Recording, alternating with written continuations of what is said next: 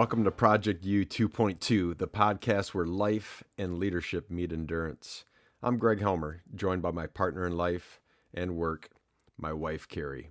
Each week, we will dive into the mindset, the neuroscience, and the real grit it takes to stop drifting and start living with clarity, confidence, and endurance. This is about real life, real struggles, and real growth. So lace up, it's time to lead and live with endurance. If you missed the show on Wednesday, it's definitely one I would go back and revisit. On Wednesday morning, Carrie gave us such a powerful reminder that comfort zones feel safe, but they quietly hold us back. She had me cracking up at the satin paint versus Satan paint store phone call, and that poor student of hers who thought he hung up when he hadn't. And then her story about dancing with the local stars. Pure gold, pure Carrie. What I love most is how Carrie models the message, not just teaching it, but living it. Carrie, you brought truth, laughter, and courage, and I'm grateful to follow your episode today. Carrie's message actually took me back to Moab, Utah, where our middle son Jackson was running a 100-mile ultramarathon. Now, let's be clear. He ran the full 100. I only joined him for about 25 miles or a full loop. But that stretch, that loop, it taught me more about discomfort and growth than any leadership seminar ever could. I remember the conditions were absolutely brutal. Temperatures swung from 60 degrees down to freezing and actually down into the mid-20s. 1 minute, the sunlight was blazing. The next, we were hammered with pouring rain. We had some hail and sleet, and we even had inches of snow. Winds gusted over 50 miles an hour at times. The trail, it was rocky, it was slick, and it was unforgiving. We fell hard more than once. Our bodies actually shook with the early signs of hypothermia. And then I'll never forget, it was 2 or 3 in the morning, somewhere near mile marker 70, and something changed. We dropped down into this valley that finally shielded us from the wind. The rain stopped, the storm eased, and then the clouds parted and the moonlight broke through. For the next 2 or 3 miles, we were literally stride for stride, totally alone down in that valley. You could see our breath in the cold night air, glowing in silver under that moonlight. And our footsteps crunched in sync. Our breathing was totally matched. It was steady, it was rhythmic. And in that moment, it wasn't just physical. It was mind, body, and spirit aligned. Father, son, pushing the limits together. And I looked over at Jackson. He looked back at me. And in the stillness, we both said it. I love you. Let's finish this fucking race. Even if we had to crawl. That's what growth looks like. That's what endurance feels like. Pain, struggle, doubt, but also beauty, connection, and purpose. It's staying with the discomfort long enough to find the rhythm, long enough for the impossible to actually become the possible. And here's the thing. Your brain, it's wired to protect you, not to grow you. The amygdala in your brain is a built-in alarm system. And it hates risk. It craves predictability. That's why the moment you face something new, it screams, danger, danger, retreat, comfort. Think about it. That racing heart before you pick up the phone to make that phone call. That knot in your stomach before you walk into the boss's office. The shaky hands before you speak up in a meeting. That's not weakness. That's biology. Your brain is actually trying to keep you safe. But here's the miracle. Every single time you step forward anyway, and you survive it, your prefrontal cortex in the brain steps in and it rewires the story. That's neuroplasticity. The alarm grows quieter. The challenge that once terrified you becomes familiar. Remember learning to drive? That first time behind the wheel, everything felt completely overwhelming. The mirrors, the pedals, the traffic, signals, maybe mom or dad barking at you in the background. But after enough reps, you could sip coffee, hold a conversation while cruising down the highway. The task didn't change, but your brain did. That's the gift of discomfort. It literally expands your capacity. What once felt impossible can become second nature. And that's why confidence isn't about waiting until you feel ready. If you wait, you'll wait forever. Confidence comes from repetition, from doing it a bit scared, from proving to your brain again and again that, hey, I can handle this. I can do this. We are going to do this. Now, most of us aren't running ultramarathons in the mountains and the desert of Utah, but we've all lived this type of rhythm. The first time you spoke in public, hands sweaty, voice shaking. But the second time, perhaps a bit easier. How about the first time you built something? Maybe that man cave in the garage, a craft room in the basement. Mistakes everywhere. But by the end you thought, why didn't I do this sooner? How about that first time you told your teenager, hey, we need to talk? Awkward, rocky, but later it became a bond.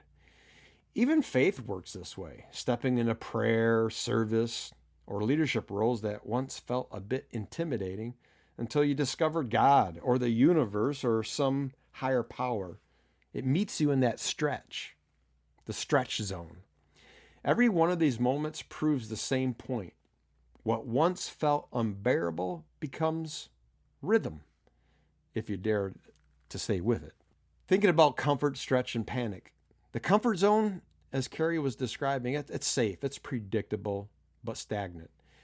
The stretch zone is uncomfortable, uncertain, but it's where growth and resilience live and thrive. And then Carrie talked about the panic zone. Being overwhelmed, it's paralyzing. It's where nothing actually sticks. So the goal isn't to hide in comfort, and it's not to throw yourself into panic. The goal is to train in the stretch zone. That's where life gets good. Carrie's students fumbling their phone calls, stretch zone. Jackson grinding through mile 80, stretch zone. You facing your own first, stretch zone. Awkward isn't failure. Awkward is forward. Fail forward. I've seen this in leadership too. Comfort often disguises itself as kindness. Don't upset the staff member. Don't press the issue. Just let it go. But comfort never grows a team. Clarity does. Respect does. Courage does. And at home, it's the same. Real love, it's not about avoiding challenge. It's believing the other person is capable of more. It's loving them that much. Sometimes the most loving thing you can do is to lean into the uncomfortable with some tenderness, with respect, but also with truth. I've watched Carrie do this with me more times than I can count. She's probably counted. One moment stands out, and I'll never forget. We're at the dining room table. It was years ago. I was carrying stress from work to the home. And I thought I was hiding it, but it showed up in short words, distracted dinners, and heaviness hanging over the house. Most people would have stayed quiet, hoping it would just pass. Well, that wouldn't have been the comfortable choice. But Carrie didn't. One evening, she sat across from me and said, "Greg, I love you too much to watch you carry this alone. And I love our family too much to let this become our new normal. Something has to change. She was telling me I needed to change. Was it comfortable? No. Shoot, my pride was bristled. My instinct was to defend. But the way she said it, with tears in her eyes, with firmness in her voice, and with belief in me, it actually broke me open. That moment changed how I carried my stress, my work, and my presence at home. That's love. Not silent comfort, but courageous clarity. The kind that challenges and believes at the same time. And it reminded me of something I believe deeply. Sometimes our spouses can be our best coaches. We all need coaching. Someone who sees what we can't. Someone who loves us enough to call us higher. Someone willing to sit in the discomfort with us until growth takes root. Here's the truth. Every faith, every spiritual path, every deep belief system agrees on this. Growth rarely happens in comfort. It happens in the stretch zone. For me, as a Christian, I believe God doesn't promise us comfort. He promises presence, His presence. He meets us right where our strength runs out and His strength begins. For others, you might see it as the universe nudging you forward, or your inner spirit rising up when the easy road won't take you where you are meant to go.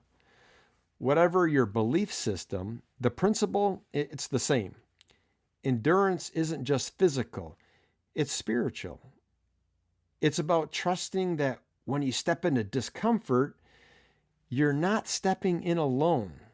And that something greater than fear is at work within you. So how do we actually practice this? Here are 3 tools, 3 proven tools. And so I want to go through these 3. The 2-minute rule. When resistance hits, commit to just 2 minutes. Start the email, lace the shoes, dial that number. Momentum follows action. A second tool, the if-then planning. Pre-describe your response to friction. If I want to quit my workout, then I'll walk 5 minutes first. If I want to scroll, then I'll pick up my journal. And then the third tool, celebrate the small wins. Your brain rewards progress, not perfection. Write down one awkward but progress step each day. Don't wait for the medal. Celebrate the reps. Take advantage of it. And here's my challenge. So here's my Project U 2.2 challenge for the weekend. Pick one arena. Mind, the body, relationships, or work. And I want you to choose one uncomfortable step that you can take. Do the thing that you've been avoiding. And then tell one person, so you've got a little bit of accountability. And then track 3 small wins that comes from it. Give it a try. Pick something, choose an uncomfortable step, tell someone about it, and then track your wins. And then ask yourself, what feels impossible today that could feel natural 2 months from now if I lean into the stretch zone? Because here's the truth. Staying feels easy, but easy never made anyone great. If you want to be great as a spouse, as a parent, as a leader, as a person in whatever faith you have, you've got to step out of your freaking comfort zone. Dare to be great. This has been Project U 2.2, where we don't quit, we don't coast, and we don't surrender. If you are ready to reclaim your clarity, your confidence, and your endurance, head over to projectu22.org to learn more about one-on-one coaching, couples coaching, and our retreats. And don't forget, every Wednesday at 6:22 a.m., my Carrie Babe brings her own powerful perspective, faith, growth, and next steps. And until next time, stay strong, stay real, and keep living with endurance. See you at 6:22.